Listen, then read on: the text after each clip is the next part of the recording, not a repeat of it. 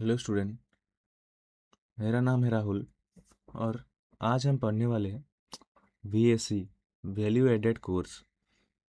जैसे कि आप लोगों को पता ही लग गया होगा कि NEP का नया कोर्स ऐड हो गया है और उनमें से एक है VSC, जिसका फुल फॉर्म है वैल्यू एडेड कोर्स। इसका आज हम सिलेबस ही डिस्कस करेंगे। बाद में इसके पूरे पूरे यूनिट वाइज मैं क्वेश्चन लेके आऊँगा और डिस्कस करेंगे। बोलो, आज सिर्फ सिलेबस ही देखेंगे। आज unit 1 multidisciplinary nature of environmental studies, definition, scope and improvement, need for public awareness, environmental pollution। आप लोगों स्क्रीनशॉट मार लेना तो आपके लिए ये आसानी हो जाएगी आपके पढ़ने के लिए और याद रखने के लिए। तो हम यूनिट 2 पे चलते हैं।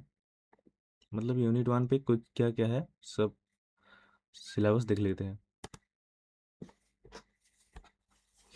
Cause of effects and control measures. Measures of, जैसे कि एक सीरियली वाइज हम पढ़ रहे air pollution, water pollution, soil pollution, marine pollution, noise pollution and radiation pollution. Air pollution वायु प्रदूषण, वाटर पोल्यूशन तो आपको पता ही होगा। मरीन पोल्यूशन मतलब बड़े बड़े महासागरों में जो पोल्यूशन होता है। रेडिएशन पोल्यूशन, मोबाइल से जो रेडिएशन फैलता है उसे रेडिएशन पोल्यूशन कहते हैं। आगे है यूनिट 2 नेचुरल रिसोर्सेस,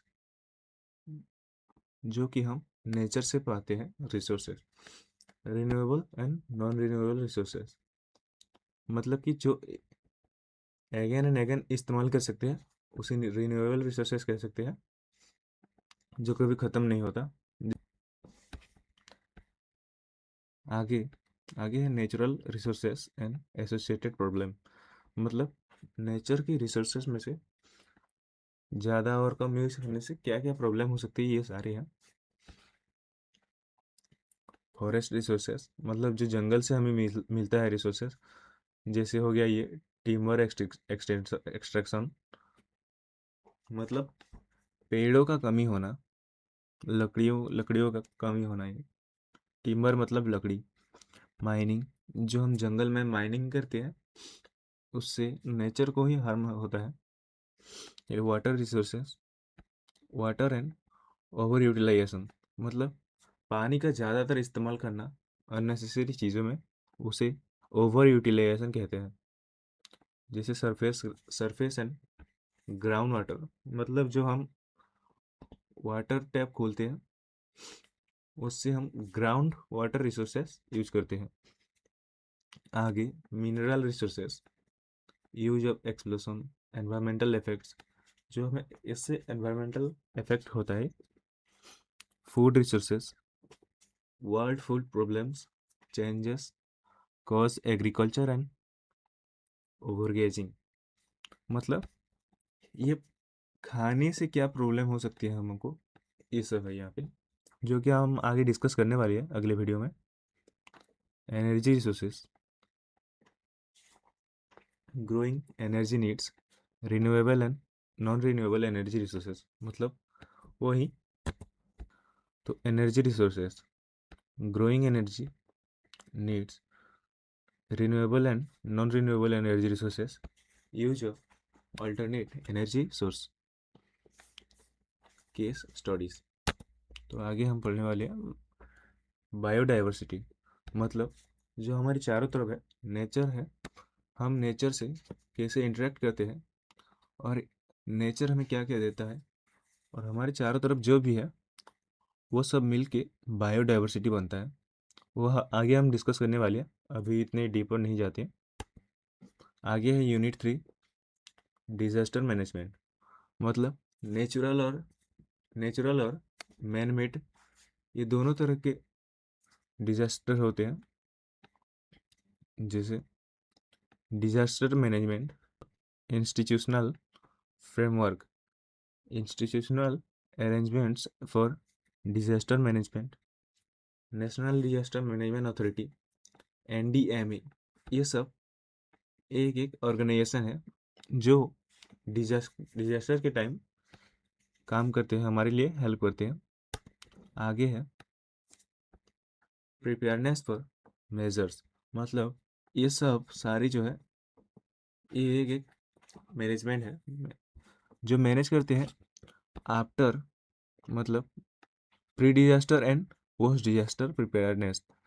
मतलब ये पहले क्या क्या हमें अवेयरनेस दे सकते हैं, मतलब पहले कोई फ्लड आया तो उसके पहले जो इन्फॉर्मेशन हमारी ज़रूरत है वो देते हैं ये।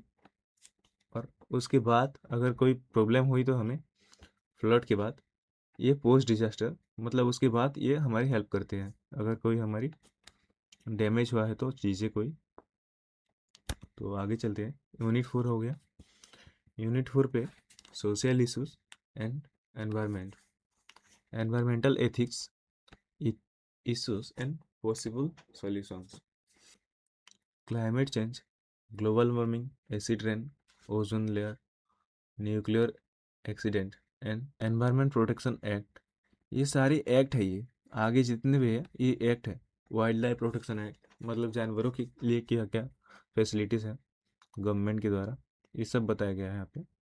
आगे चलते हैं, solid waste management, cause affect and control measures of individuals, species, pollution, community, and human population growth, population control method, and urbanization, and its effect on society। मतलब जो पॉपुलेशन बढ़ रही है इसकी वजह से क्या क्या प्रॉब्लम हो रही है, और ये सारी बातें यहाँ पे है। आगे चलते हैं यूनिट 5 पे, ये लास्ट यूनिट है आपका। Field work visit to an area to document environmental assessed river, forest, flora, fauna, etc। तो ये आपका प्रोजेक्ट है जो आप फील्ड विजिट करेंगे, जैसे कोई रिवर हो गया, कोई जंगल हो गया, ये सारी ये आपको कॉलेज में बताएंगे आप लोगों को।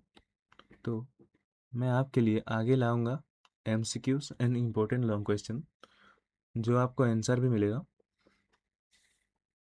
एंड हम डिस्कस करेंगे every chapter wise 30 to 40 MCQs जो कि very important for your upcoming examination. तो दोस्तों ये आपकी वीडियो यहीं पे एंड होती है। अगर कोई डाउट हो तो आप कमेंट्स में पूछ लेना, मैं हर कमेंट का रिप्लाई दूंगा।